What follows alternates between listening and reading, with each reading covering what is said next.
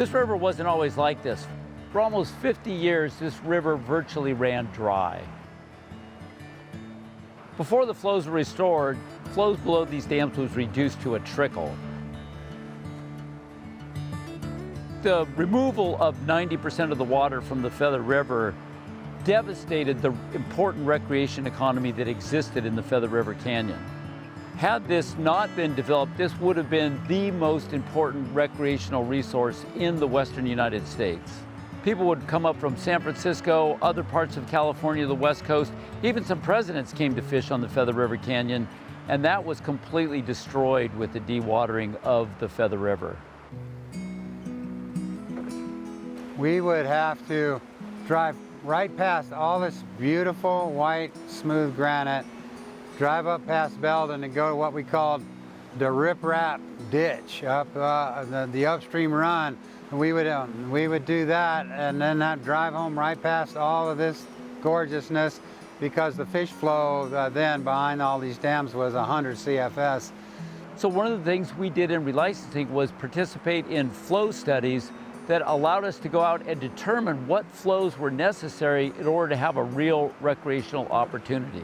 That put us on the map. Once there were flows here, American Whitewater listed Chico as a top 10 paddling town because of these release runs right here.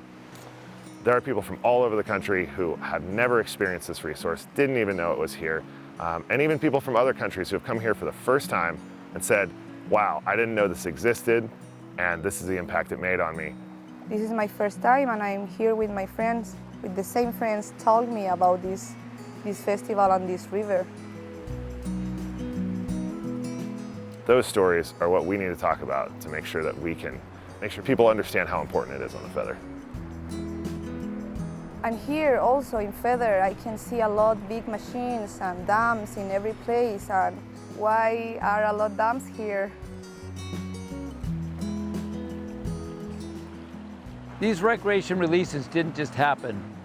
Getting whitewater boating to the table was something completely new. The thought that utilities would release water for flows to provide for recreational rafters and kayakers was something that really hadn't been done before here on the West Coast.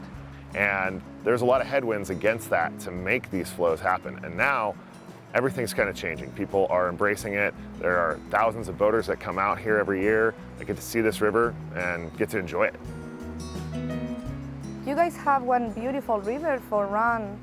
I wish we can run this river all year. Actually, the recreation releases up here occur on 5 weekends out of the year. In addition to that, the base flows are up at a level where they're actually boatable 365 days a year. And as we can see this weekend, people are actually showing up early and get out there on Friday before the releases and actually have a great time out there boating this river just at the base flows.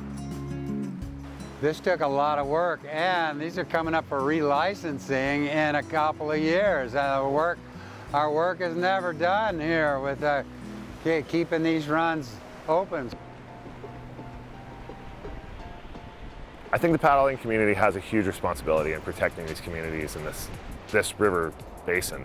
The big thing is we all have intimate knowledge of these rivers. We actually get down and see virtually every river in California and most rivers across the country every single year. We're probably the only user group out there that does that. They can see how special this place is, and they can experience this juxtaposition of burned trees versus beautiful wilderness alongside the rail line that's in here and also the power. I mean, you come down to this canyon, you see beautiful ridge lines, and then those ridge lines fall down right to a dam or a penstock and just a silted in little coves on the side of the river. It's a very, very powerful reminder of what we're facing here in the canyon and why protecting it is important. So the knowledge we bring to the table is us understanding these river systems and how they work and what they should look like. Even though American Whitewater signed this agreement back in 2001, here in 2028, it's going to come up for relicensing again. And it's more important than ever that American Whitewater participate during this process to make sure that these flows do not go away. One of the biggest ways that the public can help is supporting organizations like American Whitewater to help us participate in this process.